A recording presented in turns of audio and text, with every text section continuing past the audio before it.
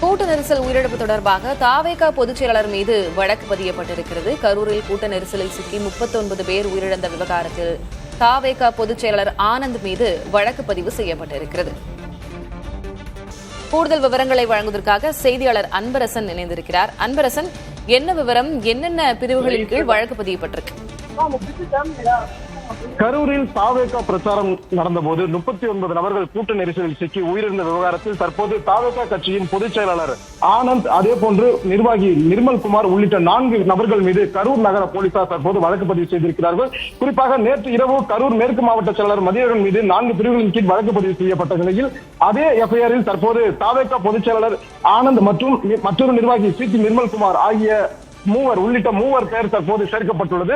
குறிப்பாக 4 பிரிவுகள்: கொலையாகாத மரணம், மரணம் விளைவிக்கும் செயல் செய்தல், பிறர் உயிருக்கு அச்சுறுத்தல் ஏற்படுத்துதல் உள்ளிட்ட 4 பிரிவுகளின் கீழ் வழக்கு பதிவு செய்து தற்போது கரூர் நகர போலீசார் வழக்கு பதிவு செய்து விசாரணை துரிதப்படுத்தியிருக்கிறார்கள். குறிப்பாக விதிமுறைகள் எங்கு மீறப்பட்டது, எதன் அடிப்படையில் மீறப்பட்டது, குறிப்பாக காவல்துறை கூறிய நிபந்தனைகளை மீறியது யார் என்பது குறித்து தற்போது அவர்களிடம் முதற்கட்ட விசாரணையை துவங்க உள்ளதாகவும் கரூர் நகர போலீசார் தற்போது தகவல் தெரிவித்திருக்கிறார்கள். தாவேகா சார்பாக 4 பேர் மீது வழக்கு பதிவு. விதிமுறைகள் பின்பற்றப்படவில்லை அப்படின்னு குறிப்பிடப்பட்டிருக்கு. என்னென்ன விதிமுறைகள் இருந்தன அன்பரசன்? எவையெல்லாம் மீறப்பட்டிருப்பதாக தெரிவிக்கப்பட்டிருக்கு? இப்ப தாவேகா தரப்பிலிருந்து தற்போது வரைக்கும் இது குறித்தான எந்த தகவலும் இல்லையே. பொதுச் செயலர் ஆனந்தோ இல்ல ஆதவ அர்ஜுனாவோ நிர்மல்குமாரோ யாருமே இது தொடர்பாக இதுவரைக்கும் எந்த அறிவிக்கையும் வெளியிடவில்லையே. என்ன தகவல்?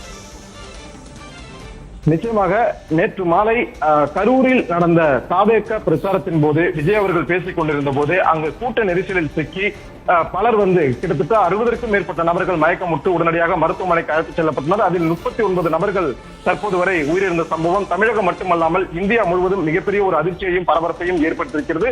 இந்த சம்பவம் தொடர்பாக பல்வேறு அரசியல் கட்சி தலைவர்கள் கரூர் அந்த உயிரிழந்த மக்களின் குடும்பத்திற்கு ஆறுதல் தெரிவித்து வருகிறார்கள். அது மட்டுமல்லாமல் சமூக வலைதளங்களிலும் இது குறித்து பல்வேறு சர்ச்சையான கருத்துக்கள் தற்போது வெளியாகி இருக்கிறது. இந்த நிலையில் தான் கரூர் நகர போலீசார் தற்போது தாவேகா நிர்வாகிகள் மீது வழக்கு பதிவு செய்திருக்கிறார்கள். குறிப்பாக தாவேகா கட்சியின் பொதுச் செயலாளர் ஆனந்த், அதே போன்று மற்றொரு நிர்வாகி சி நிர்மல்குமார், மேலும் கரூர் மேற்கு மாவட்ட செயலாளர் மதியழகன் உள்ளிட்ட 4 நபர்கள் மீது கரூர் நகர போலீசார் வழக்கு பதிவு செய்திருக்கிறார்கள். குறிப்பாக போலீசார் ஏற்கனவே நிபந்தனைகள் விதித்திருந்தார்கள். சுமாராக 20க்கும் மேற்பட்ட நிபந்தனைகள் விதித்திருந்தார்கள். கூட்டத்தை கட்டுப்படுத்த வேண்டும், அதே போன்று கர்ப்பிணி பெண்கள் குழந்தைகளோடு வருவதற்கு அனுமதிக்க கூடாது உள்ளிட்ட பல்வேறு நிபந்தனைகள் தாவேகா கட்சிக்கு போலீசார் கரூர் மாவட்ட போலீசார் தெரிவித்திருந்தனர். அதே போன்றுதான் இவர்களும் தாவேகா கட்சியை சேர்ந்த நிர்வாகிகளும் தெரிவித்திருந்த நிலையில் ஆனால் அந்த நிபந்தனைகளை மீறியதாக தற்போது வழக்கு பதிவானது செய்யப்பட்டிருக்கிறது. இந்த வழக்கு பதிவானது 4 பிரிவுகளின் கீழ் வழக்கு பதிவு செய்யப்பட்டிருக்கிறது. குறிப்பாக கொலையாகாத மரணம், மரணம் விளைவிக்கும் செயல் செய்தல், பிறர் உயிருக்கு அச்சுறுத்தல் ஏற்படுத்துதல் உள்ளிட்ட 4 பிரிவுகளின் கீழ் தற்போது இந்த வழக்கு பதிவானது செய்யப்பட்டிருக்கிறது. இதனைத் தொடர்ந்துதான் இந்த முதற்கட்டமாக இந்த வழக்கு பதிவு செய்து பின்னர் அடுத்தடுத்த நடவடிக்கைகளில் அவர்கள் காவல் நிலையம் அழைத்து விசாரணை மேற்கொள்ளப்படும் எனவும் கரூர் மாவட்ட காவல்துறை சார்பில் தெரிவிக்கப்பட்டிருக்கிறது.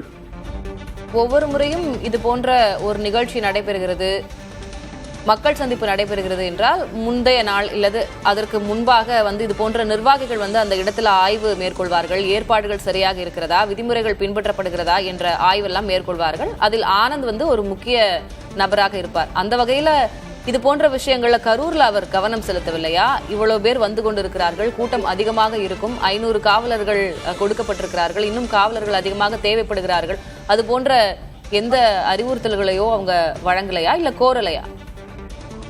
நிச்சயமாக நேற்று நடந்த கரூரில் நடந்த இந்த பிரச்சாரமானது குறிப்பாக கரூர் மேற்கு மாவட்ட செயலாளர் மதியழகன் தான் ஒருங்கிணைத்து அந்த நிகழ்ச்சியை நடத்தியதாக கூறப்படுகிறது. குறிப்பாக இவர்தான் காவல்துறையிடம் அனுமதி கேட்டு புகார் அளித்ததும் இவர்தான். அதே போன்று தங்களுக்கு வேண்டிய இடம் இதுவல்ல, மற்றும் மாற்று இடங்கள் வழங்க வேண்டும் என தாவேகா சார்பில் கரூர் மாவட்ட போலீசாரிடம் மனுவை அளித்ததும் இவர்தான். இந்த நிலையில் தான் இவர் மீதானது தற்போது விசாரணை தொடங்கப்பட்டிருக்கிறது. குறிப்பாக எந்தெந்த இடங்களில் இவர் விதிமுறைகளை மீறி இருக்கிறார், போலீசார் விதித்த நிபந்தனைகளை இவர் மட்டும் மீறி இருக்கிறாரா அல்லது இவரது நிர்வாகிகளோடு சேர்ந்து பல பேர் சேர்ந்து மீறி இருக்கிறார்களா என்பது குறித்து பல்வேறு கோணங்களில் விசாரணையானது முடுக்கிவிடப்பட்டிருக்கிறது. இதன் ஒரு பகுதியாக தான் தற்போது 4 நபர்கள் மீது வழக்கு பதிவானது செய்யப்பட்டிருக்கிறது.